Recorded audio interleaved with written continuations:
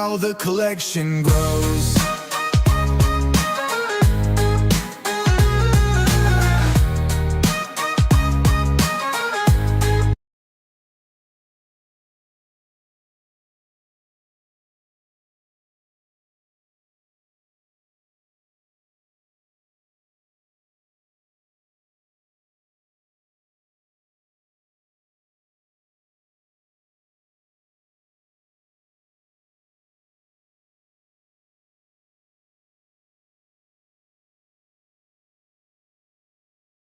Professionals here, guys. We're professionals here. Hey, guys, what's going on? It's Jay. Welcome back to the channel. I'm here with a good friend, Danny Green. What's going on, Danny? What up, guys? How's it going? What up, Jay? Not much, brother. I'm going to go get a pair of headsets, but I wanted to bring in our good friend and, of course, our wonderful guest here. This is a great time. Why is my computer doing this? Can you see me, Danny? I can see you, bro. All right, I'm gonna have to. What is going on? This thing is just completely doing its thing. All right, guys, please help us welcome Wade from Unparalleled Universe. If he shows up, oh my! Wade's there, man. He's live. All right, what's going on, Wade? Good to see you, brother. I'm here. What's up, you guys? How are you? Man, this is just crazy. I'm gonna have to leave you guys in a second because my computer's bogging down for whatever reason. So you guys keep talking. Oh. I'll be right back because I gotta get this thing fixed. What's going on here? Live streams are always it never goes normal, bro. It's always something. So kind of just get used to it, right? But all good. How you been, bro? Good. Been hustling. Yeah, been hustling, running around doing the the little promo tour for the Odious Kickstarter, and yeah, we're getting it going. That's great, man. Yeah, people have been loving it so far. We backed the first one up, and I'm holding mine right here, bro. There you go. You know, I never forget you signing my thing here. We at the SCCC like last year. Yeah, and that was great, man. I hold this thing dearly. It's one of my like prized possessions in my collection, man. So, that's awesome, man. Yeah, bro. So we appreciate you, man. And for the people that don't know, tell us a little bit about yourself, man. Oh yeah, for sure. So I'm kind of I'm kind of known in like the community for my YouTube channel, my my review channel where I do action figure reviews, mostly like 1/12 scale stuff. I've been doing that for like 10 years, which is kind of crazy to say, but yeah, but it's been fun. It's been fun being part of the community and doing all the YouTube stuff, and then eventually kind of taking the next step into like making toys, which I've made 2 toys. I got the action figure that you were just holding, and then I also made a plushie Odious figure. And now we're off into trying to do some more. We're trying to expand on it and making it a kind of, it's one toy now, but my dream is for it to be like a brand. So, we're trying to take that step. Yeah, man. No, you guys are doing great. You're killing it. You got tons of fans, right? Yeah. You guys got back the first time, right? Yep. So, super huge fans here. In Canada, it's been hard to kind of get some of your stuff over here because not many people carry it, right? And but I remember last year we were, last year we were trying to get some of the wholesale through Titan, and then that didn't get. And I don't know. That's right. Yeah, and then the traveling and the shipping of the stuff was a challenge because we were at SDCC and yeah. We kept trying to make it happen, like at the different conventions. I'd be like, "Here, I got a box. Just take it." You're like, "No." Yeah, but it was kind of a challenge at times. But I made sure I grabbed mine anyway. Yeah. So, and just so you know, if Titan's still interested on the Kickstarter, I recently added retailer packs. So if you guys want to check that out, 100%, man. Because I think it would be great to get a couple of those guys in, right? You're like halfway there. You guys are almost there, right? Still got 9 days to go, but I that's usually that last stretch there, right? You get that cool like kind of that last push, right? That's when it goes crazy. At the last week is when everything gets wild. So I've been like obviously like the beginning is usually crazy, and then the middle couple of weeks is like just torture basically because it feels things moving. You just kind of hope for like incremental movements, and we've been seeing that. Like every day, it's a little bit and this and that. So we have some days where like we get not like a big push, a couple $1,000s, this and that. So it's going. I think it's going really well. Like, you know, the first day it was like at 30,000 or something. Like the first 2 days it was like 30,000. And that's great for the first day because there's all the excitement and everything. But the fact that it's moved another almost 60 cents then is like a huge plus in my opinion. So now we just have this last, you know, again, we're only about halfway there. So we need about another 80 grand or something. So it's gonna what I want to talk about today though is the importance of what you're actually doing here, Wade. Oh, there's a lot of people who don't understand what this actually means, because this means a lot. So we're looking at the industry these days. You know, I'm going to minimize this for a second, but I just want to talk a little bit about what's happening right now. We're looking at the industry right now, and the toy industry itself is actually in a lot of trouble. We're seeing that a lot. I think it was last year, sometime around the beginning of the year, I made a video called "Hell is Freezing Over," because both Mattel and Hasbro were actually joining forces. Two gargantuan giants for the first time ever, actually joining forces to actually create action figures and you know, swap properties for the first time ever. I was absolutely gobsmacked at that, but it was an indication to me that the toy industry knows something's up, right? That something's going on, and toys themselves are going to be much harder to manufacture and get out the door, and we're seeing that now. And the reason why independent toys like yours and Brutal Realms and you know, Flipor and all these other properties that are coming out, the reason they're so important is because they're made by creators who are absolutely huge fans of action figures. I mean, the first time we saw the first Odious, your The Living Curse, right? Mm-hmm. I remember when we saw that, and your campaign that really inspired a lot of us, because this was a guy who freaking was just a lover of action figures, somebody who wanted an action figure that has everything that he wants in an action figure. That he's always said, you know what, we need this in an action figure, we need that, and in fact, better articulation, you know, soft goods, all this stuff that was important to you.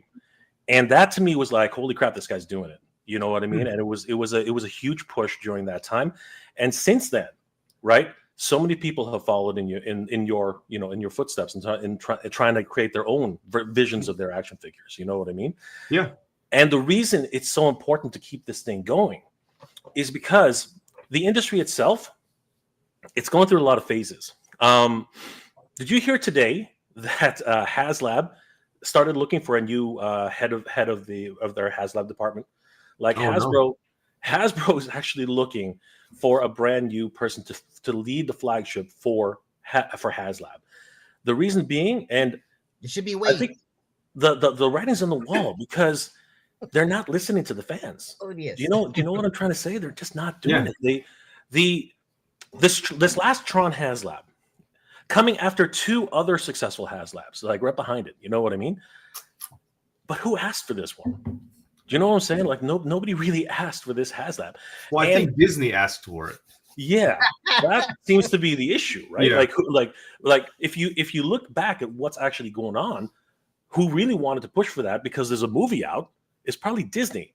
But why would you not push like Tron Ares has no toys? What is going on? The one property that needs the toys right now has no toys. It is just strange. It's like they don't know what the fans want. And that seems to be the biggest issue with HasLab right now. Yeah. It started with the Engine of Vengeance, man. Like it was like, oh, we're celebrating our 80th anniversary for Ghost Rider. So what does everybody want? Oh, everybody wants Robbie Reyes, right? Because he's the newest incarnation of Ghost Rider.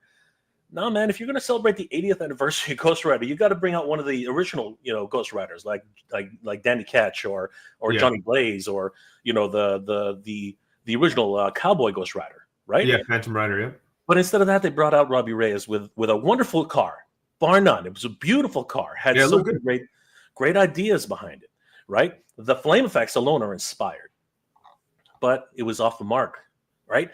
And the stretch goals alone, like two of them weren't even like, one of them wasn't even a Ghost Rider character. It was an X-Men character. You know what I mean? There was just who was the X-Men character? The X-Men character was Madeline Pryor, the Goblin Queen. Oh, that's right. Yeah, she's not a You know, she's not a a Marvel ghostwriter. Knight, Spirit of Vengeance kind of, yeah. completely off wall. And then they were literally dangling Mephisto over our heads, saying, "Hey, we're never going to get a Mephisto." But guess what? A year and a half later, we got Mephisto. We're getting Mephisto, right? Yeah. But that's only when they start listening to the fans, right? That's like this Apocalypse. That thing looks amazing, but again, it's digging back into that well where the fans are really starting to clamor for these amazing things. Yeah. And Odious is in that same ballpark, man, because that's the way I feel. I feel that Odious is in that same ballpark. I appreciate it. Yeah, because I'm looking at the offerings on this Kickstarter, and they are freaking inspired. They're inspired. The soft goods, the way the trench coat goes over him, the full metal jacket with the two bullet belts, freaking crazy, man. Like that harkens to me back to the spaghetti westerns. You know what I mean? Like, oh my god, what it was inspired, especially like in the face sculpt too. Like he kind of has a facial expression like Clint Eastwood had. Yeah, like where it's a scowl kind of. Yeah, it's totally inspired by those spaghetti westerns. Absolutely. Was there any idea at the time to get one of those little butt cigars in there? I don't know if that was a concept. Yeah, I mean, I kind of thought about it, but I didn't want to deal with having a removable cigar. Gotcha. And then I didn't want to commit either way to I didn't want one in there all the time. And then I figured, well, if you're not going to do a removable one, I don't know. I just couldn't think of the good way. I couldn't think of a way I'd be happy with doing it. And also, I know it's a fictional character and this and that, but I'm not crazy about putting like cigarettes and smoke, not drugs, but obviously a cigar would be cool, but I wasn't like super committed to it. Like a lot of people wanted to see that. I was like, yeah, that's cool, but I could live without it. You think about like your kids and stuff when you're thinking about that kind of thing? Well, I'm really anti-smoking and drinking. That's all. So it just kind of goes against my character a little bit. I mean, I'm not 100% against it. I would have been down for it if I would have, because it would be cool for like shots and everything. And, I have my Gambit figure posed with the cigarette. So like, it's not that big of a deal, but like at the same time, I wasn't like, oh, I have to have that. Like I couldn't think of a good way to do it. So I just kind of moved on. Yeah, wasn't really a part of his character and stuff, right? Yeah, I can't believe that there's somebody at the door. I think it's I don't know what's going on. But I have a question. I have a question that you guys can talk about while I go answer the door. Danny, you were one of the biggest supporters of Odious, and of course, you got your Odious from the man himself at San Diego Comic-Con 2024. Why don't you two talk about there it goes again. Why don't you guys talk about the original Odious? When I get back, I want to talk a little bit more about the other one. So I'll be right back. Here we go again, bro. So, well, you know what? I'll tell you something, man. Like, if it weren't for you, I don't think I would be into independent companies. Like, interesting.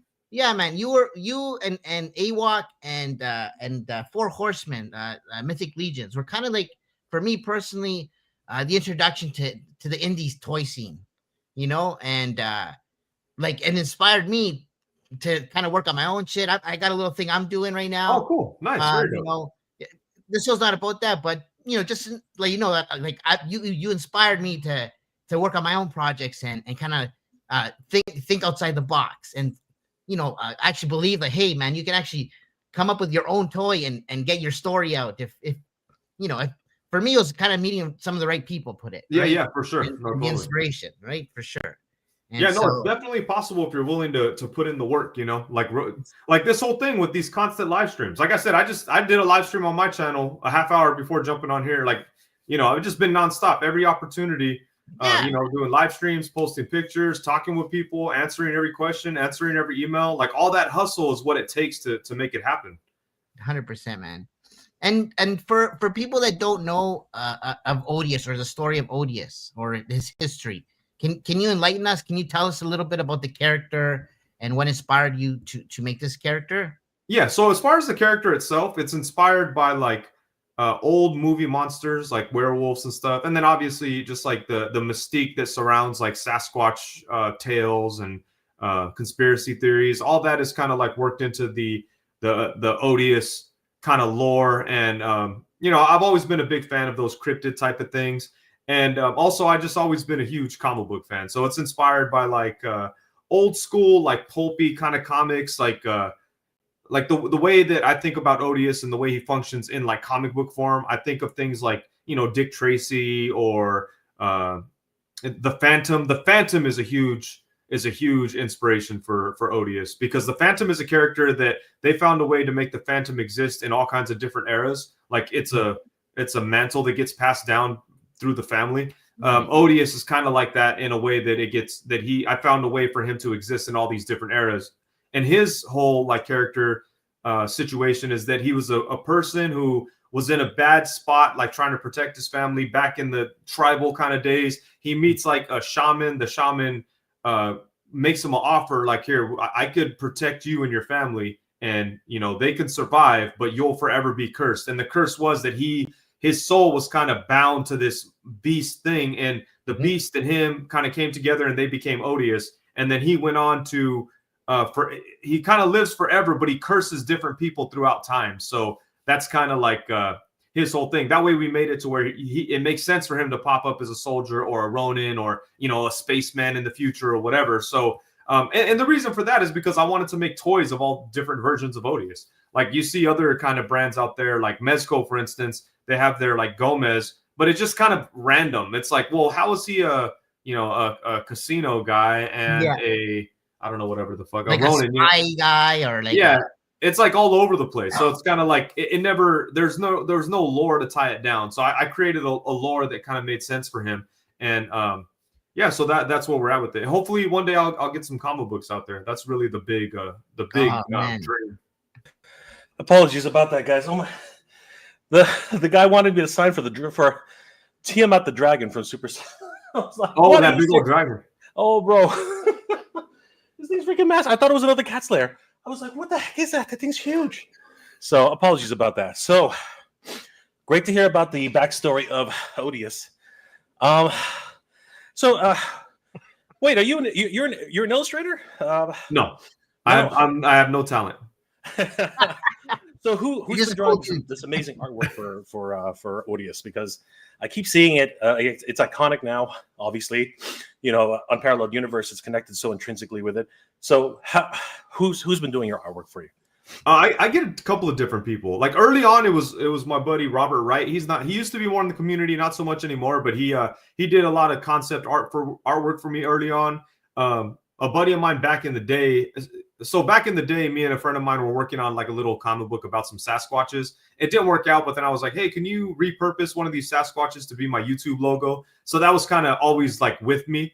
And, throughout the years, people would draw different versions of Odious. And eventually I was like, hey, Robert Wright, can you draw Odious like this with this design, this type of clothing, and, you know, this type of thing? And then ever since like the figure came out, it kind of took a life of its own. And a lot of different people do artwork for Odious.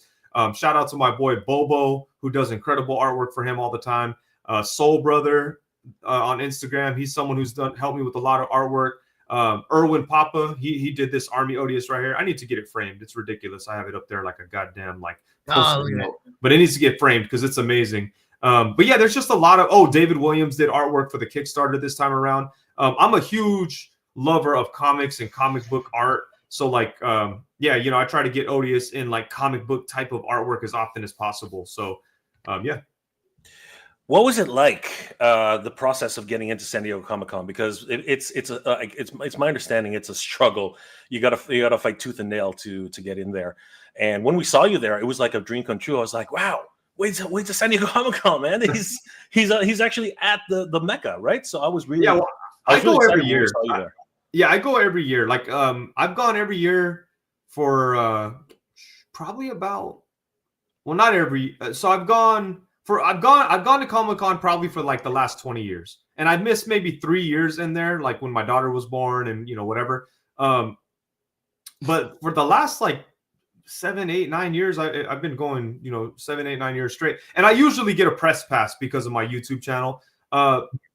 Was it the year I had the table when you guys bought the Odious figure? I had a press pass, but I also had a vendor pass because I was at the table. So but you're right. Like I'm so fortunate that my YouTube channel has been able to get me press passes because it's a goddamn like war trying to buy tickets. It's so difficult.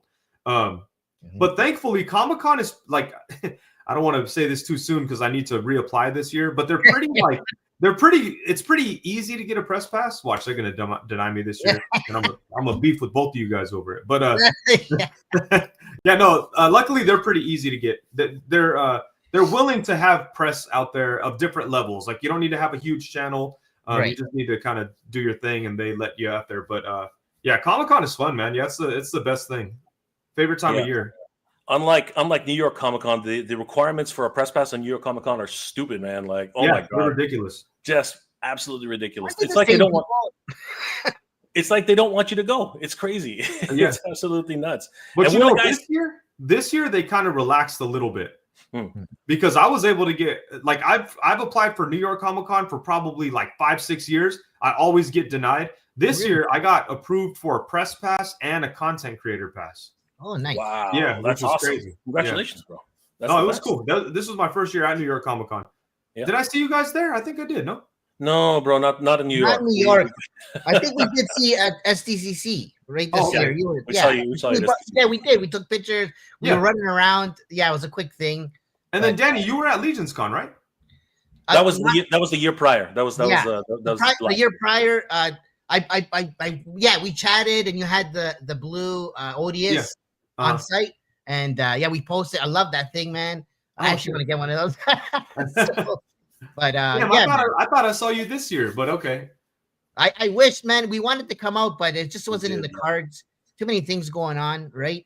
We did a lot of shows this year, but unfortunately, Legion's Con's actually, to me personally, is one of the best shows. For sure.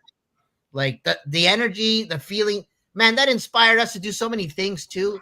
Because we're doing our own little event, you know, that it was in the thumbnail, but AFCC. Action Figure Comic-Con in Toronto. So Legion's Con heavily inspired us to kind of do this because we wanted to get some of that same energy in Canada. And I find that we were kind of missing some of that. So, we're trying to create a platform to kind of bridge some of that energy from the US here, bring some of the indie guys over to Canada, actually have an event or a platform for us indie guys to kind of showcase and highlight the people of the community, right? So, and by the way, you're welcome to come to the event. You're invited, as a guest. I know it's kind of ways. It's not an SDCC yet, or anything. But we got some cool guys coming out, like Ramen Toy. I think AWOC's gonna have some stuff on site. Loyal Subjects with the mask. Oh, cool. Who else? Metatraveler is coming. Same thing with what's it called Jiu-Jitsu, the Icon Heroes. Yeah, there. And of course, Titan Toys, who's sponsoring the event, has a lot of the connections there. So yeah, we're doing our best to get as many people. C. Jessam, who does all of the Four Horsemen's soft goods. He's one of our featured guests. Carlos from the Badass Reviews, he's going to be showing up as well. So yeah, it's a great event, and this is exactly the type of event we want for the community. Very much like Four Horsemen, where one of our biggest focuses for this year is going to be diorama builders. We actually have 6 different diorama builders who are going to be creating 6 different neighborhoods, and they're going to be all grouped together so people can see the type of dynamic styles that each of these guys bring to the table. And we're really committed to action figures. And really, I dare say, I think this is the first action figure Comic-Con ever. I don't think anyone's actually focused specifically on action figures and comics the way Danny's been trying to put this one together. I think Danny's he's got this vision where where we want to make sure that action figures get their due. And I think that's the biggest thing about this. We're going to have presentations, hopefully from Ramen and from other toy manufacturers. And like I said, we would love to have you there, Wade. I know the scheduling is a bit tight right now. It's already November, almost December, and January 31st, 2026.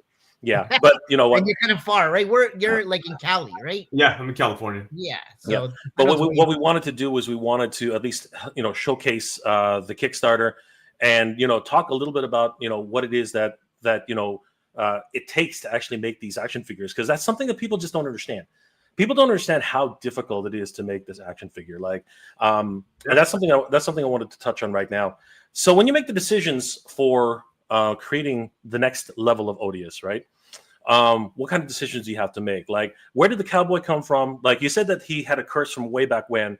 So is this part of the stage where one of those moments in his life, kind of like Wolverine, where he it is similar to Wolverine, but like Wolverine is he's a constant. He's always there. But like with Odious, there could be 100-year gap where he was like, so basically what happens is in each like phase of life. So let's say Odious is a Ronin, right? He's a Ronin in this period of time in Japan. Let's say he stays there for 100 years and then he dies for whatever reason. Someone kills him. When he dies, he turns into stone, like a gargoyle. And then the way that the curse repossesses somebody is like if someone bleeds on the stone. So now let's say the statue, there was some weird person who likes like esoteric artifacts, and he finds a statue and he has it.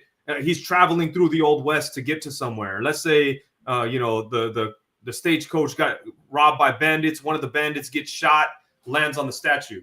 Now the statue cracks like a gargoyle. Some purple smoke comes out, gets in the person. That person turns into Odious. Now, the curse is, it's not like that person is now Odious. It's Odious is now that person. So that person is gone. And Odious, the person who made the deal with the shaman hundreds of years ago, now takes that person's place. So he kind of wakes up like, oh shit, wasn't I just in Japan? Like, where am I? And kind of has to, but he's a beast, snarling, yelling, like all primal. But and then it goes from there. So now he's in this cowboy situation and he's in the Old West. And in his mind, he's thinking, all right, I've got to do everything possible to survive as long as I can, because I know when I die again, someone else will eventually get cursed. So it's his curse. It's not the person who gets possessed. They're just the victim of the circumstance. It's his curse that he has to live with all the time. So basically, like with that format, he could kind of exist at any time, anywhere, like for whatever reason. So that's kind of how that works. Okay, so that makes now it's starting to make a lot more sense. The fact, like, because we're seeing all these different iterations of Odious.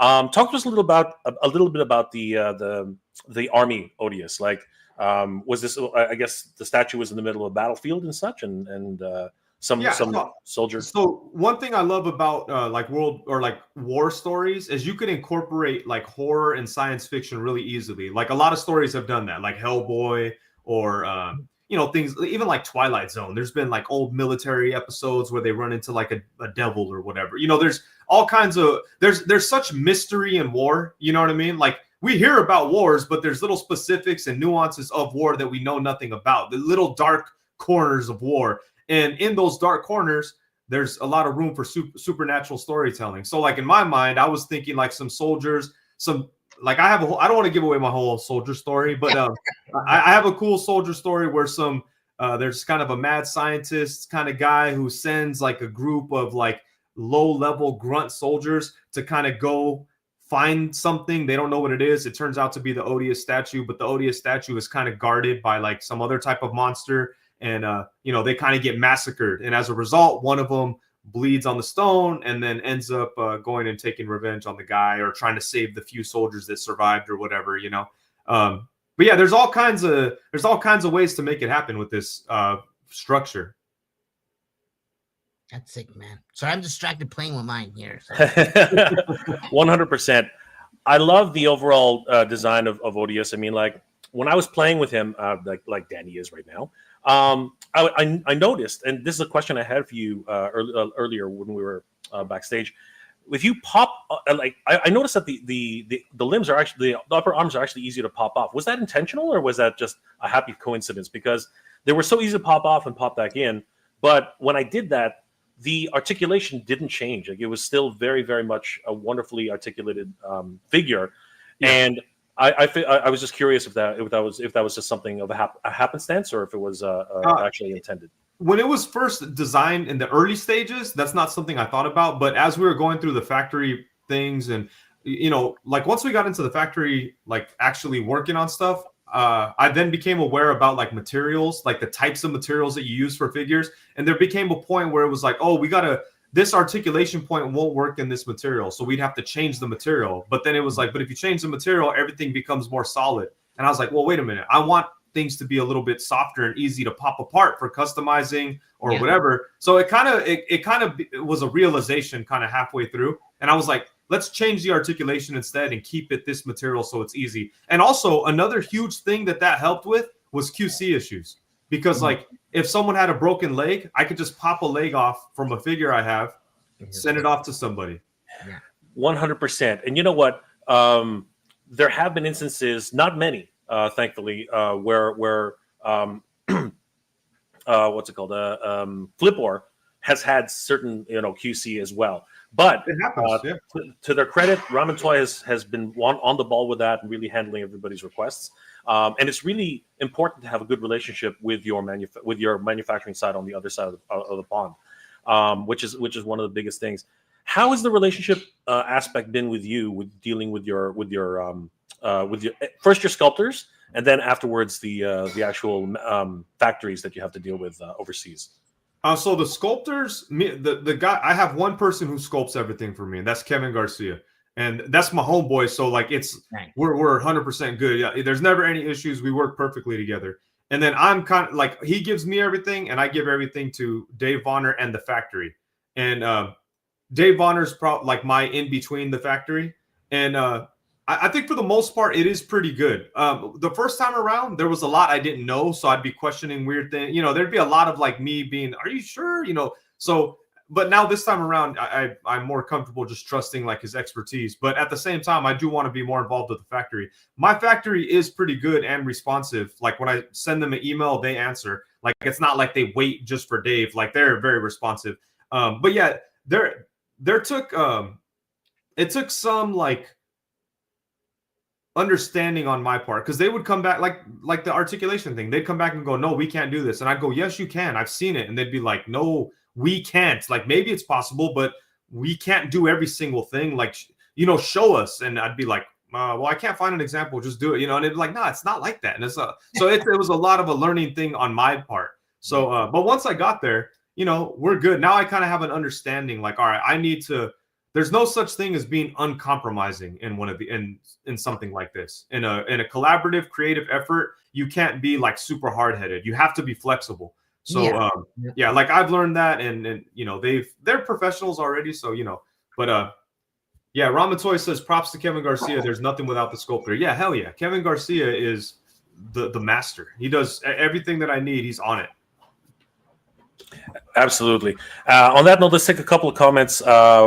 A lot of people in the chat. Thank you guys for hanging out with us this evening. It's been absolutely so great.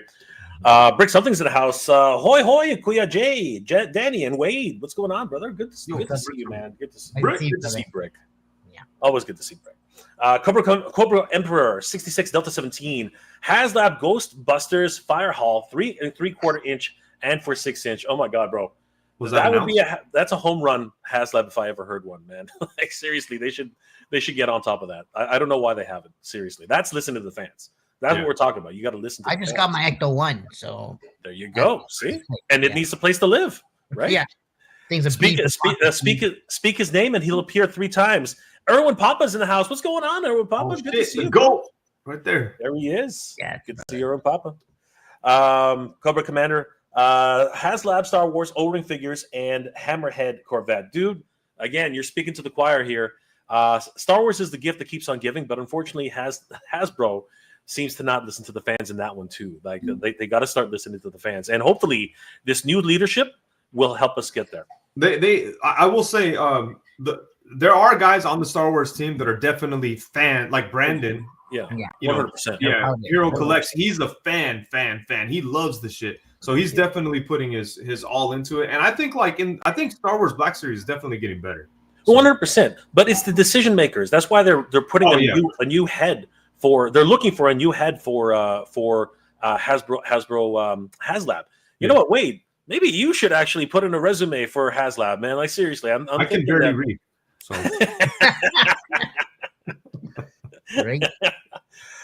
Brick, Wade, different mic from earlier. Sounds a lot roomier than you did on your earlier stream. I don't think so. Here, tell me. You guys hear this? No, that's fine. No, that's fine. Yeah. Brick is into those little details, man. If he knows something, he's gonna say it. Awesome. Thanks. I'll be live with him pretty soon too. Lost on the Wall Ace 1396. Prices are crazy on figures these days. There's no joke. People want to pay for something they feel it isn't worth the money. Odious though is worth all the money. The quality is there. Thank you. Thank you. Thank you so much, Wallace. That's awesome. Lawson Wallace. Shout out to Lawson Wallace. Super talented artist. Disney hasn't a clue what fans want. They are way out of touch. They want the button. That's a spacious statement, but I can't disagree. Lick Tornudge. 5695. Even if Disney asked for HasLab, it was Hasbro. It was Hasbro the one that made it lame and expensive. Oh man, there's nothing. People are not pulling their shots tonight. That's pretty crazy. Holy crap. Lost in Wallace. The lack of interest in Tron and the outrageous prices for 4-inch scale figures doomed that HasLab from the start. It had some cool innovations, though. I'm not going to lie. The neck joint, which actually would articulate all the way, but this way, so that you could actually put them on the bikes. That was pretty cool. Oh, yeah. I thought that was a really cool innovation. And my biggest gripe about that thing was the grid. I mean, I've seen things like that on the grid on Etsy, where they got these standees with a light up backlight and it glows in the dark. I was like, guys, come on, you can do better. Oh than yeah. That was the funny one that kind of got me. It was crazy. I will say, like, I'm not a Tron fan, but I do like 3 3/4-inch figures. And like when I saw that when they were announcing it during the panel and stuff, I was like, oh, that's pretty cool. And I was like, I don't like Tron, but if that's like $120, I might go for it. And then they're like 240. I was like, yeah, it's like no way that's gonna fund. No, it's like 400 for us in Canada. Oh, and what does that mean for the 375 line? Wade, let's talk a little. What about that? Because like they were hyping up this 375 line as if it was going to be the next thing. Maybe they were going to go back to O-ring. Maybe they're going to go back to they're already. The vintage collection is always going to stay vintage collection. And that's awesome. Vintage collection. That's beautiful. But what do you think about the rest of them now that Tron has basically kind of like filtered, fizzled out? I hope they don't give up on 3 3/4-inch. Like I would love, back in the day they used to do the Marvel Universe, the Marvel 3 3/4-inch figures. Yeah. And I love those. Like I still have a bunch of them. Every now and then I take them out and mess with them. They're great figures. I would love to see because Hasbro, they're hit or miss, and for all their faults, they are capable of making great figures. Like in the last 2 weeks, they put out like a bunch of Marvel Legends, and I'm loving like a lot of them. Yeah. And, I'm usually critical of Marvel Legends, but like, you got like Punisher, you got the 6-armed Spider-Man, you got this Triton and Black Bolt, like lots of good stuff. So I would love to see what they could do with 3 3/4-inch with the technology they have now. Like the Tron figures are a good example. I was like, damn, those look good, but it was never going to work for that price. I feel like they knew that because they can't possibly be like that costs more than 2 Odiouses. Yeah, it's crazy. And like we broke it down, and each figure is basically $25. We were like, that. Where my money's going. It was pretty crazy. It was nuts. The Tomsters. Wait, don't forget the dinosaur hands. That's the old school chat inside joke. I love the supporters. You guys are awesome, man. Thank you so much. Ray Paz, shit is sick. Looks like a page out of a comic, kind of like a Joe Kubert kind of feel. Nice, yeah, absolutely, 100%. I totally get that.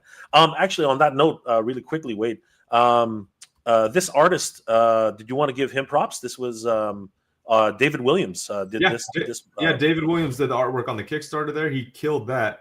And he also did the Cowboy one. If you scroll down a little bit, I'll move there. Yeah, that one. So I was on the stream the other day, and I'm like, is that a secret werewolf character that you're also teasing for the next line? Like, is that something we can look forward to? Because that guy looks pretty sick himself. Well, in this set of figures here, the Army Odious is going to come with 2 werewolf head sculpts. Oh wow! Yeah, we're kind of working on them. We've shown the artwork. Like if you go to the updates, you can see the artwork, and Kevin is sculpting them. But that one there, I do imagine that Odious does fight werewolves. So that's what I told David Williams. I was like, Odious is probably going to fight werewolves in this Old West scenario. So maybe but this is kind of a rough, like, I don't know. I don't want to call it a teaser. I want to say there all kinds of monsters are kind of in Odious's atmosphere. So whether it's werewolves, zombies, or vampires, or whatever, like Odious is going to cross paths with them. So werewolves, It's funny because I have the werewolf art there, but then the werewolf head is going to be in the soldier pack, so it's a little. My wires are a little crossed there. No, man. You know what? One of the best things about Kickstarter is that a lot of people are excited about whenever these things happen is that during the campaign, fun things happen. Like you're able to introduce new stretch goals and new updates. Like for instance, this new werewolf head art for Army Odious. I mean that. Oh my God, that's freaking crazy. Yeah, so who that did was this? done by Bobo. That's Bobo. Wow. Yeah. Variotti on Instagram. That is so cool, man. That's freaking. Oh wow, holy crap! That's the Wolfman. Yeah, so this one's kind of inspired by Werewolf by Night. We're calling it Wolfman at Nighttime. Nice. So are these guys? Are those the head sculpts that we're talking about? Like, are these the ones that you're? So that artwork is going to be the 2 head sculpts that are going to come with the Army Odious. And the reason we're putting them with the Army Odious is that it kind of turns it into an army builder at that point, and we do have a reward on the campaign to get like 3 Army Odiouses for like a super good price. It's like a $15 discount on all of them. So you save $45 across the whole thing. And you end up with 3 Army Odiouses, and you have like these 3 head sculpts. So you have basically 3 different characters that you can make out of that set. You know what I mean? And when it comes to army characters, you want like a platoon of them. So I wanted to find a way to make it to where the hairy Odious army character can be multiple people. So we have the Army Odious with the werewolves. That is freaking sick, man. I'm excited about these 2. These guys look freaking crazy. And of course, as we mentioned, if he fights freaking werewolves, dude, that's going to be sick. Like that's definitely something that I'm looking forward to. And I just love the attitude. Again, this guy, he does it for me. Let's talk a little bit about Cowboy Odious, because honestly, this guy, when I saw him, he is definitely my favorite out of this. I mean, right straight out of spaghetti westerns that we all know and love, The Good, the Bad, the Ugly, all these really crazy shows that we love growing up as kids. And so we know that the inspiration kind of came from that, but where else did you draw your inspiration from this guy? Because he looks absolutely thrilling. Well, so I kind of went with this look for a few different reasons. First off, there's not a whole lot of cowboy figures out there. And that's kind of baffling to me, because like if one of these third-party companies or Mezco or whoever made like a whole line of cowboys with soft goods, I think they would sell out like crazy. So that's just something I wanted to see. I want cowboy figures. But then on top of that, I feel like Westerns is one of those genres that mixes really well with other genres like horror and science fiction, just like war stuff. Like you can mix it in so well with these other things. Like again, old Western movies and all that kind of stuff. The whole vibe of old Western is awesome. So I wanted to throw Odious into an old West setting, and I'm excited for this one.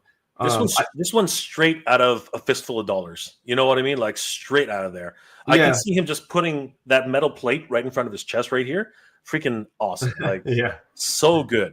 And I love the what really got me was the as you said, the Clint Eastwood frown, the face, the actual like I don't give a shit kind of like make my day punk kind of thing. Exactly. It's that kind of freaking, it's that kind of look that really gets you for this type of character. And I love the creativity on this, right? There's just so much going on here at the same time. And so these guys come with several different faces specific to the characters, right? So take us through a little bit of that. How many faces does Cowboy Odious come with, and how many faces does the Army Odious come with? So the Cowboy Odious is going to come with 4 different head sculpts. There's this one, the one with the bandana. That bandana is sculpted on. It's not soft goods. So we have the bandana and the Clint Eastwood inspired head sculpt, and then the other head sculpt is going to be it's like an Odious skull face. I don't know if you guys saw the Odious. Oh, I don't have one handy, but the Odious skull faces, like that right there. Yeah. It's going to be one of those, but with like Dia de los Muertos kind of paint on the face. Wow, really? Holy crap. And shout out to Kingpin Customs, who's going to work on that for me. And then also we're going to do the other head sculpt, which isn't done yet. It's going to be the artwork that's inspired that Dave Williams did. We're going to do a head sculpt based on that artwork. Nice. So kind of like black dot eyes and stuff like that, which would be pretty sick. That's awesome. And then if you scroll down back to that artwork for the cowboy, we're gonna do a head sculpt based on that. That is so cool. I love the attitude. You know what I mean? The look, the little, literally the looking down on you, like he's got his nose up in the air and stuff. That is just that is so freaking sweet. And that's the thing about these. There's a I guess in the industry we call them running changes, right? Which is something that happens in Kickstarters. Like for instance with Flipboard, Hatter had this idea where every single time we hit a stretch goal, he would just start throwing stuff in for free, and we were like, dude, slow down. But he was like so excited to get that to the fans, and you're doing very much the same thing when you're talking about the werewolves. You know what I mean? And how you want to redevelop these things, and that's really cool. And of course, the skull heads. Now, as I understand it, these are actually going to be painted by you specifically. Is that true, or is that what's happening? Yeah. So the one that's going to go with the Cowboy Odious with the Day of the Dead paint, that's going to be a factory production thing. Now, this head sculpt, you could buy it by itself, and it's like $35. But those ones are going to be hand painted by me. This is separate from the Cowboy situation. This is something that you could buy individually on the Kickstarter, or you could add it to any order. And those ones are going to be painted by me.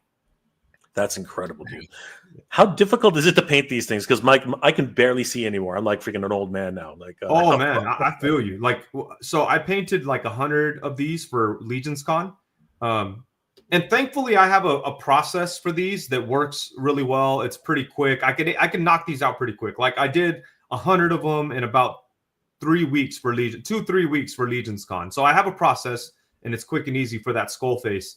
But I feel you, man. There was times where I was painting and I was just like, man, I literally can't see. Like I can't see what I'm doing. I have to stop. Yeah, it just keeps all of a sudden everything starts to blur together. You know what I mean? It's freaking and at first you're like, nah, I'm all right. I'll keep doing it. And next thing you know, I'm like trying to paint the hair, and I'm like painting the forehead, and I'm like, oh shit, like. Oh man, yeah, that's when you got to take a break and just calm the nerves, man. Because and then the brush starts shaking. You're like, what's going on? yeah, for sure. That's crazy. All right, so and talk to us a little bit about the armory Odious. What does he come with exactly? So he's going to come with 6 heads, but 2 of them are going to be those werewolf heads, and then the other 4 are going to be.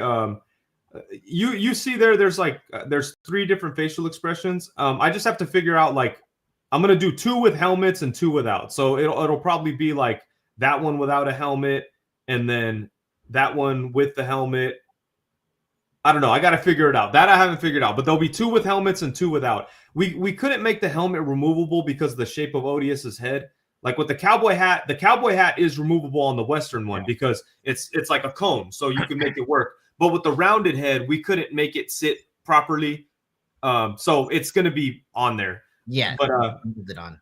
So you've made Danny's wet dream come true. The guy's always complaining to me about expressions and Danny, I don't know about that. Go ahead, say it. No, you need yelling faces, man. I don't know. Yeah.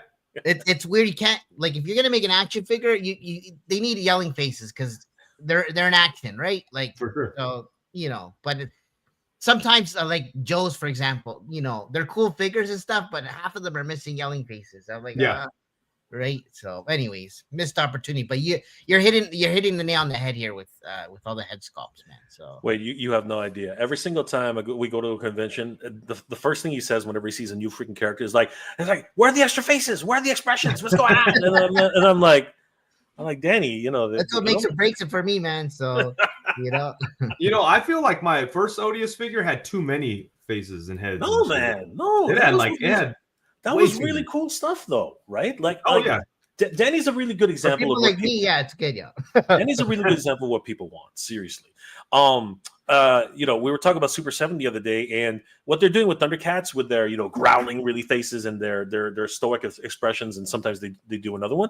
I think people really do appreciate that. Now, it's one of those things where I think Emgo, who does a lot of Transformers reviews, he has a nice expression where he says, it's more choices and choices are good, and I like that, right? I like the idea that you have more, like the number of hands you included in the first Odious. Again, they're all expressive too, right? They had so many different expressions. I think that was really big in terms of what it was for not only photographers but also people who want to customize these as well, because there's a lot of guys customizing your stuff, Wade. Yeah, definitely. Like, no, I mean, I don't wish I included less heads or anything, but when I think about it, I'm like, man, there's a lot in there. There's- Nah, you That's did not a well. problem, man. You We know what? Again, appreciate it. less is like they say less is more, but sometimes more is better, man. Like Sometimes more you is just more. never Yeah. know. All right, so basically he comes with 6 heads and the soft goods. Yep. Now with the original Odious that came with weapons, what kind of weapons can we expect from these guys? So they both come with guns. I'm trying to. We'll have to see. So the Army Odious is going to at least come with like an assault rifle type of gun, or like a like an old AK-47 type of gun. Not exactly, but type. And then the old Western is going to come with a revolver and a shotgun. Now I'm really hoping I could give the Army version a little bit more, but at the same time, I don't know if Odious is like a gun guy. But still, I know he needs a gun, so he's going to get guns. But as of right now, that's what we have planned for them. But they also come with a heck more accessories as well. I mean, this guy's got like soft goods as well as the straps with a freaking grenade strapped on. Yeah, the straps will be able to come off, and you'll be able to like kind of customize the soft goods, take the soft goods off, do different things. That's why, like, if you scroll through, like right there, it's without the pouches, and then he has a shirt on underneath, and you can remove the whole jacket and just rock the shirt. Like, all of them have a lot of different options for the soft goods. Yeah, they look freaking amazing. I love the actual nature of the curse in that he was wearing boots, but his freaking feet just ripped right out of them. I think that's so fun. Like those are really wonderful little details that you included. Now those aren't soft goods, right? Those are actually molded, or is that? Yeah, those are sculpted on, but they it's just like a sleeve that goes over the lower leg, because I wanted to make them, even with the first Odious, I wanted to make it like customizable. So you could remove those off and do what you want to do with the figure or with the clothing or whatever. Yeah, so they can hang loose like bell bottoms, but they can also be tight in like this, which is really neat. Yeah, I love that. That's so cool. Again, this is a toy fan who wants to create toys and actually thinks about these things, which is something that doesn't often happen as well. Too often is that. So he'll come with 6 heads, 6 set of hands, a rifle, a sculpted belt, sculpted pouches and belt, 1 pair of pants, one shirt, and 1 jacket, which is freaking amazing. And then if we go through the actual list for the cowboy, I love that vest, man. That vest is like really speaking to me, brother. That's really so cool. Because he can go from like being, what I really like about this guy is he can go from being like somebody who's holding up a bank to somebody who's like, again, fistful of dollars with the I call it a poncho, but obviously it's called a yeah, exactly. And then he can go to like almost like a pastor's look. You know what I mean? Where he looks like a dignified. Exactly. He looks like a priest. He looks like somebody who's like, an upstanding member of society. Maybe he's the mayor. You know what I mean? Maybe he's somebody cool. Right? Well, you hit the nail on the head. So like in my version of like the Odious thing, when he's in the Old West, like he's there for a while. So like, he goes and protects this town from werewolves or whatever monsters invade. And, he becomes like a hero of the town. So like, yeah, that's kind of like I imagine him dressing like that, like at a bar, like actually behind the bar, like it's his bar or whatever, and he's just kind of like doing his thing, drinking or not drinking, but like cleaning. I imagine Odious like that, just cleaning a glass or something. Yeah. But someone in the chat is asking. So does the Old West Odious is the Old West Odious the one taking on the werewolves? In my mind, yes, but then I just felt like for an action figure, it made sense to put the werewolf heads with the army guy. Or the Army Odious. That's why I'm saying my wires got a little crossed, because my stories for the Army is more like some like zombie human experimentation kind of thing, because that like is a war kind of deal. But I just figured the werewolves made sense to go with the army, so you could army build it. No, you're not going to really want to army build a cowboy. It would be more likely to army build an army guy. So, but yeah, for sure. But then, the cowboy's fighting werewolves, so we're all jacked up. Basically, the moral of the story is buy both of them, so you can put the werewolf hands wherever the hell you want, and the cowboy could fight them. That's right, absolutely. And a huge shout out to Crashbox Customs for the freaking dioramas. Again, we are in love with dioramas here, and your team has really killed this one, Wade. This is some really cool stuff that you guys have been able to put together. Yeah, Crashbox did an amazing job on those dioramas. Yeah, let's see if we can. There we go, guys. Crashbox Customs. definitely check them out. Yeah. The link is actually on the Kickstarter, so definitely give them a like and a follow. Yeah, he's So a beast. Odious of the Old West will include 4 heads, a cowboy hat, revolver, shotgun, 6 set of hands, ammo belt, holsters belt, shin guards, and he will also come with a duster jacket, pants, long sleeve shirt, vest, and a sarape. Right? So Yep. holy crap! No matter what, at the end of the day, I think we'll have to recognize that Odious is one of these characters that comes with a lot of stuff, and that is definitely leaning into the collective mentality. And it's a huge testament to where this figure comes from, right? The history behind him. So I'm extremely excited about this. Let's take a couple more comments from the chat because I think everybody here has been so patient. You guys are freaking awesome. Thank you guys. Let's see here. We have. Oh gosh, I lost my place. Ramen Toys in the house. What's going on, dude? Hello, Jay, Danny, and Wade in the chat. What's going on, Ramen? Good to see you, Ace. Ace says, had the pleasure of meeting Wade in person at the bar in a place near San Diego Comic-Con in July. Oh, that's right. Yeah. What's up, Ace? Good to see you, brother. Ray Paz, 2947. Is he a life-size statue or does it shrink into a smaller statue? Life size. Wow. Yeah. Crazy. So he'll be like a full-on statue. Not. And then I also have this idea where like maybe it gets broken into pieces, and that's a way that Odious keeps from coming back. And then there's people that like go to great lengths to reassemble it and control Odious and those types of things. I think there's a lot of cool stories to be told in that with that framing. So great. Brick, the Odious lore / story mechanism is so great. I think so too. Like the Thanks, idea man. that when he dies, he becomes a freaking statue, and then when he comes back to life, it's from the blood of the the person who's going to be cursed next. That's such a wonderful piece of storytelling. And you know, with that, what's crazy or what's really cool, or for me that I'm really proud of, is like I took a lot of time to think about that. Like I intentionally sat there and like thought like, all right, how can I do this in a way that justifies having different versions of him in a cool way that's kind of unique. And every story's been told, like it's really hard to come up with something that's wholly original, but like that's what I aim to do. Like I didn't want anyone to go, this sounds like whatever. Of course, eventually it was like, oh, this sounds like Quantum Leap. It's like, okay, no idea is original, Nas said. So, it's kind of like, hey, I did my best. I tried my best to make it as unique as possible and still like within like a sensible like kind of realm. It's not unique because it's so wild. It's just I try to keep it contained but still unique and make it make sense and be original. So I'm happy that came across. 100%. Let's see here. Born Tatum, 1941. Sorry, 9341. Write that down. Write that idea down. I already forgot Born Tatum. Sorry, man.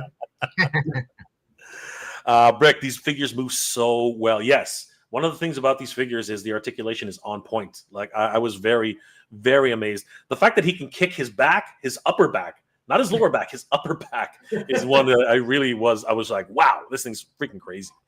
Ramen, they need to be clear as to what their objective is. HasLab is not for kids, but for collectors. Stop making them with the safety of a toy in mind. Go the route of Joy Toy, who's been killing it with 375. Wow. Yeah. That's quite the statement right there, which is true. Plasti Adicto. Buenas noches. Good evening to you too, brother. How you doing tonight? Mauro Bastianini. What's going on, dude? Good to see you, my friend.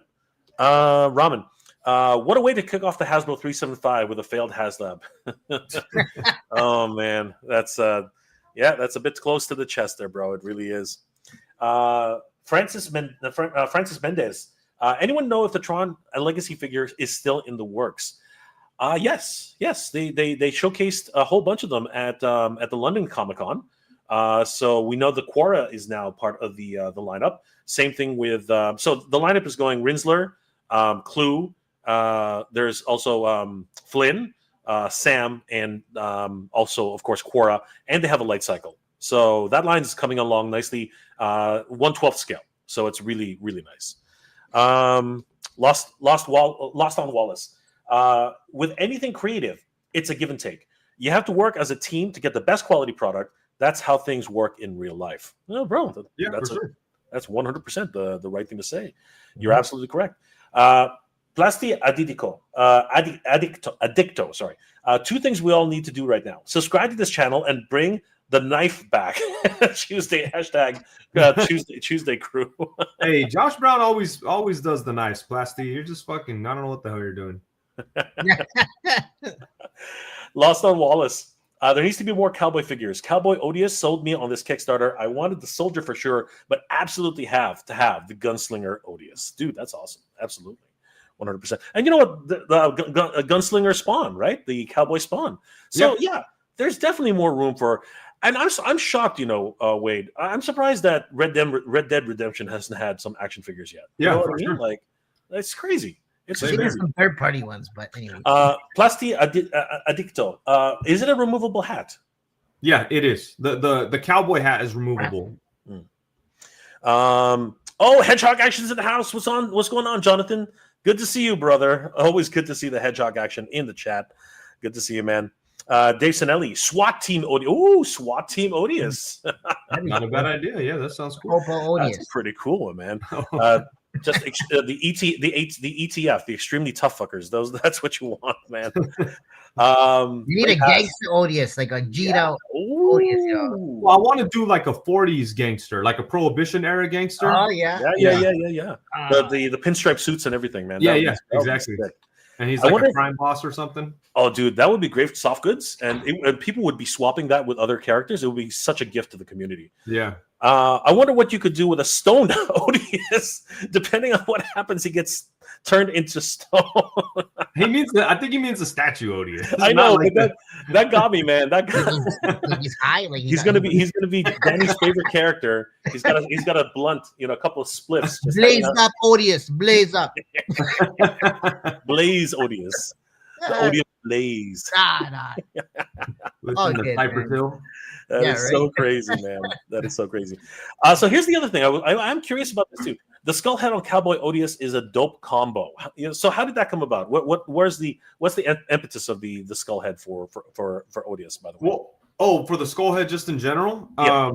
Well, I just wanted something cool that made sense with Mythic Legion. So the skull heads were made to fit onto the Mythic Legion skeletons. And people liked them so much, and they did so well at Legion's Con. I sold out of them. So afterward, people were like, "Oh, make them available." And I planned on it after the Kickstarter, just like a limited run. But then I figured, throw them in with the Kickstarter too. But it basically just started from like thinking they would look good on the Mythic Legion skeletons, and they do. So I just wanted to have something that kind of worked in with Mythic Legions a little more. Nice. One other thing I wanted to ask: Odious comes with a staff with a metal skull head. What was the original Odious? What's that about? Like, I was always curious about that. I wanted I just wanted a weapon that was unique, where like I didn't want to just do a sword or axe or something. I wanted to have something that was so the mace. A lot of people in the chat or in my live streams and stuff call it Pam. That's what it's kind of been known as over the years. Kind of like how Negan from Walking Dead has I forget what his bat's name, Lucille, I think. Lucille.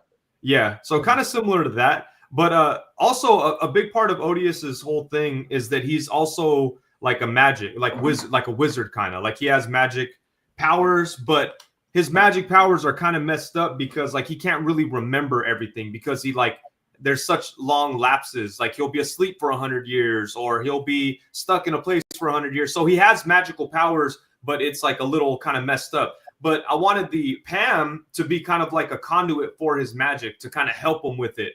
And then for sometimes when he can't remember his magic, he has this brutal weapon that he could just fucking bash shit with, there's not a graceful decapitation tool or, no like honorable like sword kind of play. It's like when he can't remember a magic spell, he's gonna bash your shit. So that's kind of like why that's why we came up with Pam. I love it. That's freaking gangster right there. That's freaking hilarious. I would love to see an animation, bro. That would be sick. Yeah, animation would be cool, but comics is where my heart's at. So comics first, but yeah, I would love to do like some type of animation. Yeah, I would love to see Odious in like a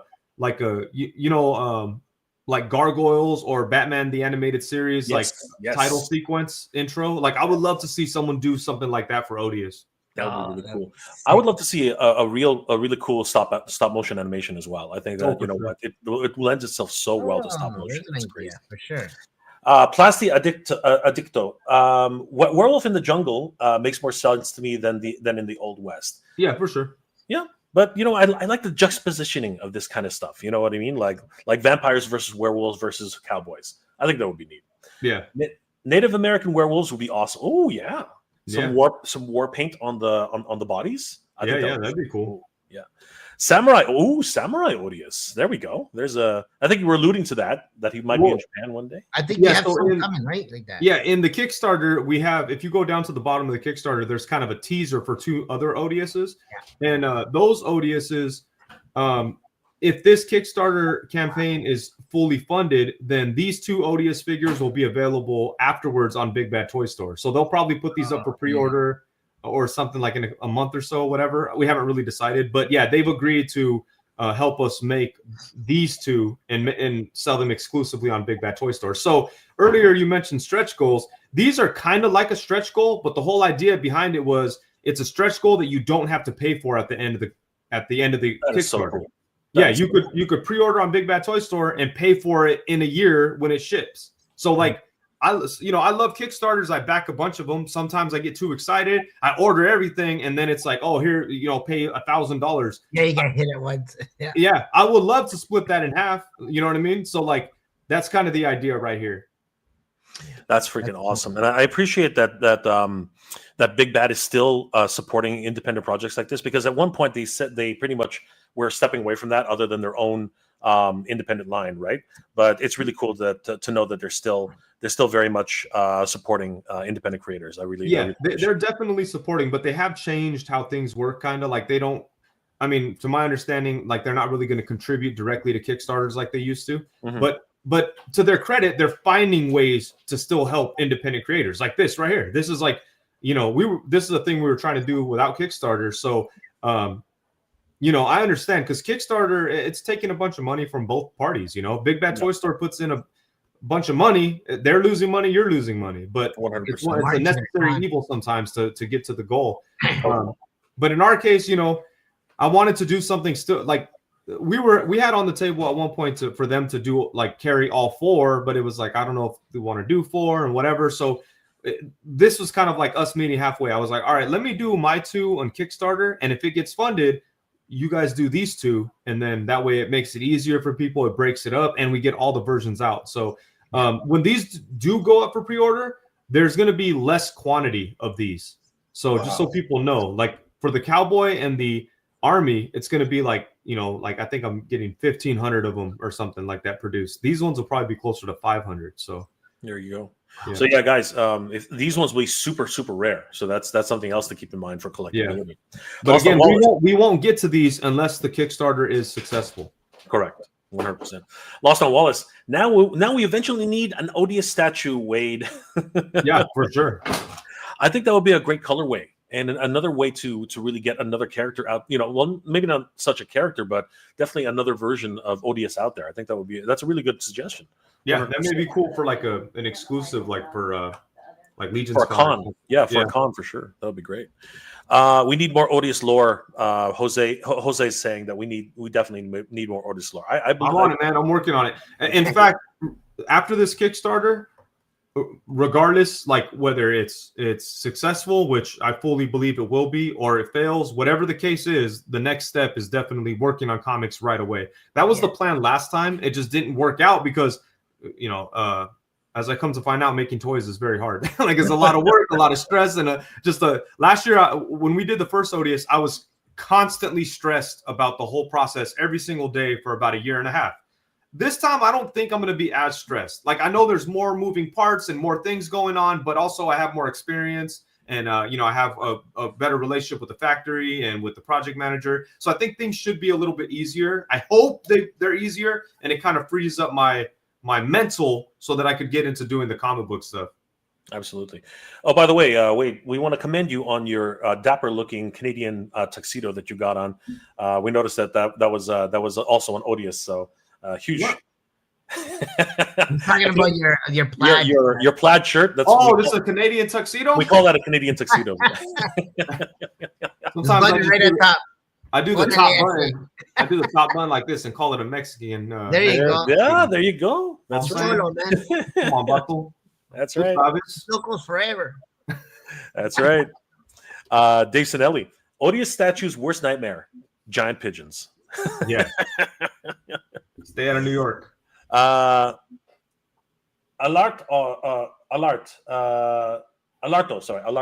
Do you still sell the originals?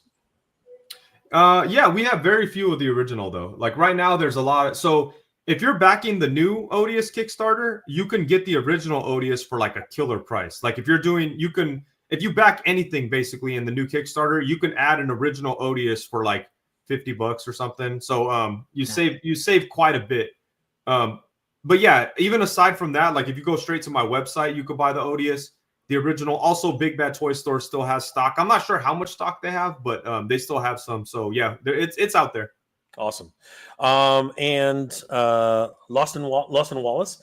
If a company came out with cool 6-inch gunslinger lines of figures, I think they'd mop up. Some clever, cool designs for bandits, guns for hire, a few old Western type of archetypes, and you have quite a wave. This is true. I want to do that. One of my big dreams was to make a line of cowboy figures. I was actually going to save the Cowboy Odious for that. I just don't know if I'd ever get to that. So but my idea was to have the Cowboy Odious and then some other cowboys that also had like interchangeable zombie parts. But yeah, we'll see if that ever happens. Bad Force Grump. Hashtag Black Odious. Back Odious. Oh, back Odious. Sorry. Yes, hashtag Back Odious, 100%. Black Odious would be cool, though. Black Odious would be awesome. I think that's something. I mean, the curse affects anybody, right? So yeah, that would be great. Lost in Pam. Pam. Cobra Emperor. The only Kickstarter we're going in is on Delta 17, a proven line, since a lot of people have taken the money and ran. No, Odious got in the hands of everybody, Cobra, and not only that, a lot of happy backers for Odious. You can guarantee that Odious will get made and shipped to everybody. 100%. Yeah, I am small time and I am a beginner, but at the same time I am proven. Like we did a Kickstarter for the previous Odious, it fully funded, fully shipped. Everybody who ordered Odious has one. And yeah, it was a good experience. So that's why we're doing it again. But I feel you. I understand the hesitation to jump on Kickstarter. It can be risky. Shit, right on the front of the page, it says nothing's guaranteed. So like you see that and go, sure, here's $200. Like it's crazy. So I totally get it. But I just like Jay was saying, just to clarify, I'm not 100% like unproven. I have proven 100%. Absolutely. There's one right there. There he is. Wade has already fulfilled the Kickstarter in the quickest time I've ever seen anyone get a Kickstarter fulfilled. This is true too, right? Yeah, the backers got all the rewards pretty freaking quick. It was it was like a year. It was like 13 months to be exact. Like the Kickstarter ended like in early July 2023, and I had figures in my hands selling to people July 2024 at Comic-Con where you got yours, and then like a month later, I would say 60% of all the orders had shipped. That's not easy. Like having gone through that now, we came up with a huge amount of logistics problems. Now we also had to deal with the tariff situation, but aside from that, we learned a lot trying to fulfill a lot of Flipboard packages. And you know what? Huge shout out to Toy Stalker for all the crazy work he had to do to get that done. Oh yeah, massive. It's cool to have like someone who could handle the logistics. Me and my wife did it. Like everything, we shipped them. Wow. Yeah, we went. That is incredible, dude. I knew somebody that was able to let me use their warehouse to have the figures land. Yeah. The figures got there. Like it was supposed to be there on a Tuesday. My wife and daughter waited in the parking lot of that warehouse all day. It didn't come. So then it was going to be Wednesday. They came back that Wednesday, sat in the parking lot all day, told me when it was there. When it got there, I got off work and I went straight to the truck and I started unloading them myself onto pallets. Me and my uncle actually loaded them onto pallets. He was moving the pallets, and then I loaded up my car with as many as I could, took them home. She started shipping and making labels that night, and she never stopped. Like I had to go to work. My wife and daughter kept doing them, and then on the weekends I would help them. But yeah, no, it was insane. That is family, man. That's freaking family. Holy crap! Shout out to your wife, brother, and your daughter. Huge shout out to them. We know, having gone through it now, we know how much hell that is. And I'm saying It's hell. ridiculous. That is freaking hell. We had a whole like shipping station set up in our living room. We had Odious boxes all over the house. They were like in the kitchen, in the garage, in the front room, just everywhere. We had 300 boxes in the house. So we were just like running through them. And it's funny, little things you don't think about, like garbage, like how quick garbage accumulates when you're trying to open figures and pack them and blah, blah, blah, blah. Next thing you know, we got big piles of empty boxes everywhere. And it's like, oh shit, now we got to break these down. Yeah. And it's just nonstop. You're talking about Danny's life, man. Danny's a logistics manager. He's the logistics boss. Oh. He knows exactly what you're talking about. I wish I was there to help you out, bro. I would have been down. No problem. These two Odious figures are the ones I really want. Brick is really salivating over these two figures. He's been wanting those since they've been shown. Absolutely. Plastic Addicto. Pam is Odious's mystical mace. Yes. Yep. Doombat. Samurai Odious is definitely a top want. Absolutely. Ray Paz. Wade is already. Oh yeah, I already read the one. Sorry about that. And then this one here. Odious needs an arch villain or nemesis who either follows him through time or who has a similar legacy. Maybe a secret group wanting to use Odious as magic blood or something crazy. That's actually a really cool idea. Yeah, I do have a character that does kind of follow Odious through time. Not since the beginning, but yeah, through a lot of time. His name is the Black Apple Man. Oh, this is something, and you got him decked out in Santa gear. The Kickstarter also has a ton of heads and plushies, dude. That plushie is the bomb, man. That little guy behind you, he's freaking hilarious, man. This is the first toy that I worked on, which is why it means so much to me. This Santa suit is a custom suit my wife found, and she just threw it on here for Christmas time. So cool, man. But yeah, this is the first like official Odious product, and this was cool because I did all this myself. Like I didn't have a project manager. I just was like, I want to make a plushie, and then I found someone to do some art for me. That Super 5 Studios did some artwork for me because he has like a really Disney style. So I was like, I'll do Odious in like a Disney style. And then I found a factory, like just Googled like factories that make plushies. I emailed some lady. She's like, here's a quote. And it was in China. Went back and forth with cloth samples and shit.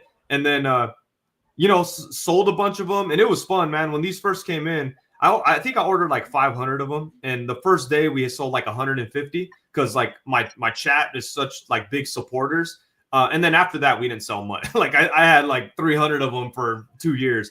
And honestly, I took a big loss on those. Like it cost me about 10 grand to do that, which is not crazy when it comes to toys, but it's crazy if you're just a dude, So I lost, I probably lost 5 grand. It cost me 10. I made some money back, and I probably lost about 5 grand that I didn't make up until Odious, the figure.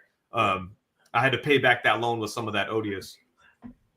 Yeah, but this is the journey of an independent toy maker, man. Like this is how you've cut your teeth, and people can trust you because no matter what, you keep your word, and that's the biggest thing about trust in the Kickstarter. So that's huge. Nerd with the suit. In all honesty, Mighty Number 9 probably did a lot to mess up the idea of Kickstarters for a lot of people in the mid 2010s. But really, Inafune didn't know what he was doing too well to begin with. Yeah, but that's what it comes with the territory. That's why right in the beginning it says that nothing is guaranteed, which sucks because there are people who run away with your money. But yeah, that's crazy. I could totally understand like people maybe getting in too deep, or maybe I could understand like people miscalculating, or factories, sometimes factories do crazy shit, sometimes there's accidents, there's a lot of things that could factor into it not happening, but just running off with the money is insanity because the world is way too small. You know what I'm saying? Like you're gonna run into somebody who paid you, so like that's crazy. Absolutely. Yeah, so fuck that. 100%. Rick, I think Stuffy's cool. If my kids were younger, I would have gone in. Stuffy looks awesome. Whatever, Brick. I thought you were my boy. You should have just bought it because I'm kidding. All right, Wade. Talk to us about the rewards, man. I want to know more about how we can support this project.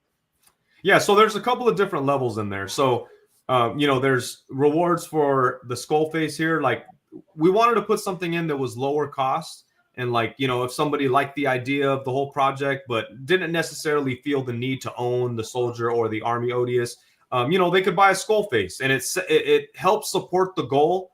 And, you know, you get something, you get a little hand painted memento from me, which I hope that holds some kind of value. And then, you know, there's rewards for each of the figures. You can buy the Army Odious, I believe, for 95. Yeah. And then you can buy the Cowboy for 110. And the Cowboy is a little bit more expensive because to me, he's more of like a deluxe with all the different soft goods and everything. But the best deal is to buy both of them, because you could get both of them at a discount. I think it's like 190 for or 195 for both of them. So you know, you save about $15 or something. Yep. And it's important to note that shipping will be charged at the time of shipment via the pledge manager or PayPal invoice. This is not included in the price of the pledge. And unfortunately, guys, this is the way it's got to be done in the new age. With shipping prices going all over the place at every single day, you know, this is something we just that most Kickstarters can't control anymore. So yeah, thank you for pointing that out. Yeah, that's a big thing. And for those of you who backed the last Kickstarter, you guys saw there was a pretty seamless process. Like my wife took care of that. Like she sent everybody PayPal invoices, they paid them, we shipped. And again, you pay that when it ships, so you pay it in a year, and it's like $7 or something. You know, it's not crazy. Yeah. And then so yeah, you have the reward here for the 2, which is probably one of the best deals in the whole Kickstarter. And then if you scroll down a little bit, we put it together some multi-packs. Right here is actually the best deal, because you could get 3 Army Odious figures for $240. And in my opinion, the best way to get everything at the best cost is to get the 3 Army Odiouses and then add on the Cowboy, because then you get the Army Odiouses at a discount, and then the add-on Cowboy is also at a discount. So that's like the best value if you want to get close to all in. And then we have like where you could add on the original Odious for you know, $50 or whatever it is. And then like there's another bundle pack that just comes with the free plushie. And then also we have like the retailer pack. So we have, if you scroll down a little bit, oh yeah, that's the full bundle. And as you can see, it comes with the Odious of the Old West, Army Odious, original Odious, and a plushie. And then you have the option to add the skull face if you'd like, and additional Odious figures. And then this is the wholesale 10 pack, where basically you get 10 Army Odiouses for $750. And you know, then you get, that's a steal. Holy shit. Yeah. So hopefully, you know, I know, you know, not to put pressure on you guys, but we're trying to buy a retailer pack. All right, we're trying to make it happen last time. Nah, but yeah, that's for retailers. And you know, retailers out there, if you guys see this price and you want me to do a little bit better, it could definitely work something out. So just hit me up. And then this is the 5 and 5 pack, so you get 5 of each figures, and again, it's at a discount. And then I think there's also a 10 pack of the Cowboy. Yeah. So. Yep. And again, a crazy steal for any of these multi packs. And of course, retailers, this is the way to go for sure to support this amazing project. Mm-hmm. And wow, just this whole endeavor once again. I'm absolutely amazed at this.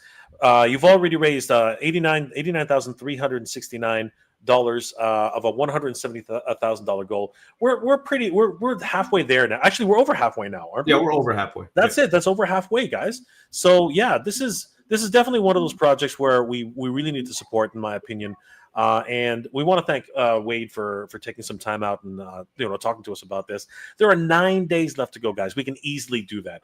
As we know, the last 4 days, things go bonkers, right? That's when it gets crazy. I can't wait. Last year, I didn't really know what to expect those last couple of days. But this year, I'm more prepared. I'm sure a lot of people out there are kind of sick of seeing me because I've been doing live streams nonstop. I'm going to continue to do live streams nonstop for the next 9 days. You're going to see me everywhere. Everyone who has a live stream, I'm going to be there. Wade, keep going. Yeah. That's the only way people are going to remember. Like, I swear, like for every Kickstarter, for everything, just like what you were doing the year before, Hatter and myself, we were doing it constantly. People got sick of us, but it didn't matter because the moment they don't see you, they forget. So you know what, guys?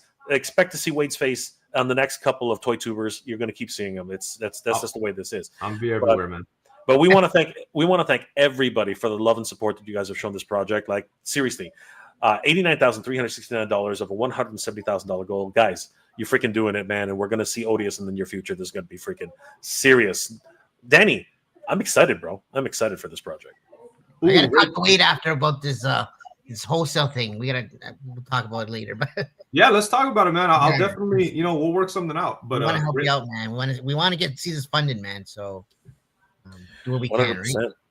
Right? We got Doombot. Lethal Collector's posing really shows. Lethal Collector's posing really shows how articulated these figures can be, even with all the soft goods. Absolutely. And you know what? If you haven't messed with Odious yet, you'll know exactly how well those soft goods fit on that character and really, really are pretty premium in its overall execution. Danny's got one right now. He's playing with it. The Real Skeletor. Yo, Alan Oppenheimer! Congratulations, guys! I can't wait to see him. Yeah, bro. We're so happy that he's coming to the convention. Motuniverse, thank you so much. We announced Alan Oppenheimer today, so huge shout out to the Real Skeletor, dude. You're awesome, man. Nice. The Badass Reviews is in the house. What's going on, Carlos? What's going on, bro? What up, guys? I'm back from teaching. Sorry I couldn't join you guys to have Wade in on the show. That's okay, bro. We understand that obviously Carlos is a lethal weapon with his jiu-jitsu. So Carlos is a good dude. His BJJ, man, and doesn't mean what you think it means, guys. BJJ, not BJ things. Anyway, break something. Carlos, the timescales in the house. What's going on, Greg? Good to see you, brother. And Ray Paz. If this shit hits 100K by Friday, you're gonna feel good. I feel it. Yeah, brother. Absolutely. Yeah. Hopefully. So, guys, we'd like to thank Wade for taking some time out of his busy schedule to come talk with us. We're really excited about this Kickstarter, as always. Wade, tell everybody about this Kickstarter and what it means to you, my friend. Yeah, man. I think I'm just a guy who loves toys, and I just want to get into the toy world. You know what I mean? Like, I've been a big fan of toys my whole life, and I've always wanted to have something creative out there in the world. So, I want to enter this world so I could provide awesome action figures for people, and also just have like a cool alternative to other things out there. Like, there's so many Spider-Mans and Ninja Turtles and Batmans and this and that. They're like, I feel that I don't want to say we've had enough of those things, but we have a lot of them, a lot of options. And I just want to come out here and provide something fresh and new, and something that could like maybe be the next version of those things. I'm not saying like what I'm doing is going to blow up like that, but it's possible that this could be something that like in 20 years, we're still like talking about and thinking about and wanting new versions of and this and that. I just hope to kind of make my imprint in that world. And, I took the first baby step with the first Odious. This is the next step that has to be taken in order for us to get there. So, I hopefully you guys come along for the ride. Shout out to Hedgehog Action. He made a really good point. He said, how many people out there wish that they were there at the beginning of something like Mythic Legions, or at the beginning of Marvel, or at the beginning of, Ninja Turtles or whatever? Like, this is your guys' chance to be here for the beginning of something that could potentially be very awesome and, iconic. 100%. Absolutely. And, guys, speaking from experience, making action figures is not easy. It's ridiculous. It's expensive, but the dream is there. People like, actually, you know what, Danny's living that dream right now. He's working on something very special that we're going to be showcasing at the Action Figure Comic-Con on January 31st at the Japanese Canadian Cultural Center. And I think people are going to be shocked when they see what Danny's going to be bringing. We might even do some teasers next week or the week after, because Danny, do you want to talk a little bit about it, or are you going to save that for another? Well, we got a prototype in the works for El Dragoon, so just stay tuned for that, right? But you know how it is, Wade. Like, it takes a bit to cook these up, right? So it takes forever. It takes forever, man. Don't rush. Yeah, exactly. And I love the fact that you started with the kind of like the toy almost first versus like the comic or the story and lore, right? Yeah, for sure. So definitely inspired me and us to kind of work on the things we're doing. So awesome, we appreciate you as a community, as a member. We love you, man. Appreciate everything you're doing, and you support the community as well, right? So yeah, we appreciate you, man. And awesome, man. Thank you. You guys got to practice it up, man. That's it. That's all I can say. 100%. Absolutely. So, guys, once again, please continue to support Odious. We are at $89,369 of a $170,000 goal. Huge shout out to all 448 backers so far. We still have 9 days to go. Guys, we can make this happen. Not only that, we can freaking blow this out of the water. All you got to do is pick up, 2 retailer packs each, and we're good. We're golden, guys. Right. Yeah, man. It's only $800 a shot, but it's cool, man. No, seriously, guys. Huge shout out to everybody. Listen, if you get the wholesale later, you can flip them. Yeah, exactly. You can make a few bucks. Here's the truth, though. Odious on the secondary market is going for a pretty penny, man. Like all these action figures, because of the rarity of them. Trust me. Yeah, and I still sell them. Like I tell people that I'm selling Odiouses constantly. Yeah. And think about this. When Hasbro makes a figure, it's in the 20,000, 30,000, 40,000, minimum quantity, right? Yeah. Oftentimes, action figures like these, they're only in the like 20,000 at the most. You know what I mean? So basically, these are that's a big number. These are but that's super rare.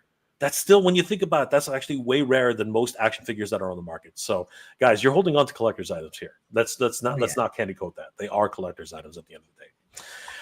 Guys, just want to do a really quick shout out for the Action Figure Comic Con. This is going to be happening on January 31st, 2026 at the Japanese Canadian Culture Center here in Canada. We are really excited about this event. Danny, tell us a little bit about the Action Figure Comic Con and what we plan to do on January 31st. We're just this is a platform for the action figure community and people into comic books, creators, collectors, YouTubers, you name it. We're going to be focusing on the creator community, like the guys that build dials, the toy photographers. We have this cool toy photo gallery we're putting together, actually with Drew Olive. I think, Wade, you know Drew. Oh yeah, shout out to Drew Olive. He's awesome. Yeah, man, that's one of our boys. So I see him constantly. We always hang out and stuff, and but he's helping us out with the toy photo gallery of the Action Figure Comic Con. So that's gonna be cool. And we got a bunch of artists coming out, guys that worked on Marvel, DC, you name it. They have here's you're showing off the dial guys, Mega City, Plastic Life, Figgy Smalls, Shay Reed Ramas, Nick Hedges, JDN Studios. This is the diorama team. They're going to be putting the big city dial together. It's kind of like a collective build, just to highlight and showcase the community, right, and the talent behind it. And then the toy photographers, of course, we're going to be highlighting. We have about almost 40 toy photographers that have submitted toy photos to be showcased at the AFCC Toy Photo Gallery. So that's going to be so cool. And we appreciate the community contributing and being a part of this. Drew Olive was actually the first guy you see there. So yeah, no, he's awesome. Yeah, man. Dude, he's probably one of your number one fans. I tell you that. Yeah, he takes amazing pictures of Odious. I use a lot of his pictures for my thumbnails and stuff, and he always sends them. Yeah, he's awesome. Super nice guy too. He's great. Yeah, man, and very supportive. He loves you. He loves the community. So super appreciate him. And Endless Fables. There's so many guys on here, good friends of ours, right? Some of these guys are coming actually out to the event. These people are all global, so they're all over the world. Not everybody can make it out, but we're gonna make sure to highlight everybody that's a part of this through the Toy Photo Gallery. We're gonna have like nameplates and stuff like that beside each picture. We're gonna be framing things, and it's just gonna look like a cool Toy Photo Gallery, right? Oh, that's cool, man. Yeah, that's awesome. Yeah, man. And then we got some cool guests coming out. Frederick B. Owens, he did some voiceovers for Ninja Turtles. He was Leatherhead. He worked on One Piece. He did Traxxas. Oh, so cool. he's got a good history of things he's worked on. A good friend of ours and the community as well. So he's going to be coming out, which is great. And then we got our buddy Dave Fawcett, which is the TMNT collector. He just won the Guinness World Records for biggest TMNT collection in the world. Oh wow, cool! Which is epic, right? Yeah, it's crazy. He just lives down the street from me, which is kind of cool. So nice. Good buddy. But outside of that, yeah, man, we got lots of cool things coming up. We have a lot of guests coming out. Like I said, Ramen Toys is going to be there. Other toy brands. McFarlane Toys is coming out as well. They're a featured brand as well. Oh, cool. C. Jessam. We got a bunch of artists as well. Mega J's there, of course, badass. Who invited that asshole? Yeah, so Damn, killing it. Yeah, that looks like a good lineup. Yeah, man. So it's our first show. It's only gonna be a 1-dayer, but we're hoping to make it 2 days.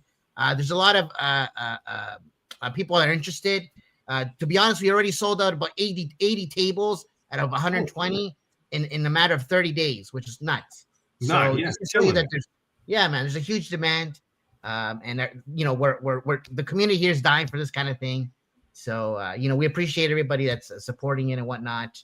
And we just want to give voices to all the creators and the little guys as well. You know what I mean? And then here's cool. Just an idea of all the brands that will be there. McFarlane, Spiro Toys, Low Subjects, Minute Travelers, Icon Heroes, El Dragoon is a project we're working on. Ramen Toy, of course, coming out. Flipboard, who doesn't know Flipboard? From Around Badass Reviews, that's his jam, right? And then our buddy Waleed and his Baguette Club. So then there's going to be more stuff going to be there as well. So stay tuned, right? And then in terms of ticket price, real quick, $15 if you order online, or 2 for $25. The door ticket price is going to be $20, so it's best to get your tickets online. You usually go with the 2 admission tickets, right? And then there's a Grail Hunter Pass, which is like a VIP pass. You get to come into the event an hour early and kind of shop and get to the Grails before everybody else. So there you go. And in our next broadcast, we are going to be starting to give away a few passes. Danny, do you have the passes handy? Can you show people off? Somewhere. Do I? Danny's got some swag to give away. I don't super have, but they look like that picture that you had on on the website. Yeah. There it is. There it is. That's what they look like. They look like that. We're going to be giving away some. We're going to be giving away some passes with some giveaways. Actually, we have a giveaway coming up soon, right, Danny? What are the details on this new giveaway? So we're currently we're doing a giveaway with Icon Heroes for their Jiu-Jitsu. So that's the first. That's there it is. Real quick, you just got to do a couple follows, right? Just follow Action Fear Comic Content Toys, Icon Heroes, and JJ Combat Creatures which was formerly Jiu-Jitsu.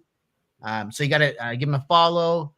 Like the post and comment and tag 2 friends, right? And then I think we're announcing the winner is going to be on the 8th, December 8th. Correct. December 8th on a live stream. Yeah. So yeah, guys. But we'll also be giving away a couple of tickets that night. So guys, definitely follow us. And you could be winning tickets. And of course, the Jiu-Jitsu giveaway on December 8th, 2025. So once again, guys, thank you so much for joining us. It's been an absolute pleasure. We want to thank our good friend Wade for dropping by and giving us a little bit of a pep talk for the Odious Cowboy and Army.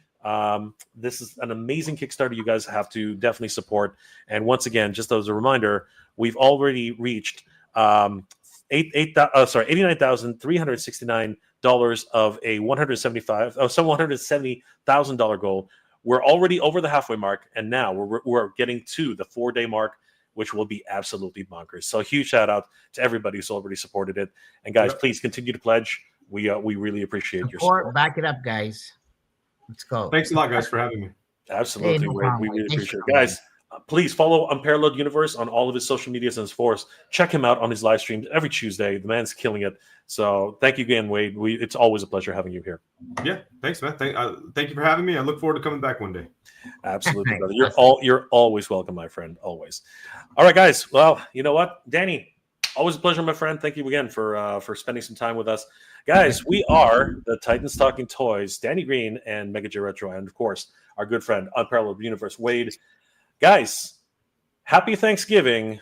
Hope you guys are having a wonderful. And don't go too crazy on Black Friday, guys. It's okay. You don't have to kill each other out there, right? Black Friday.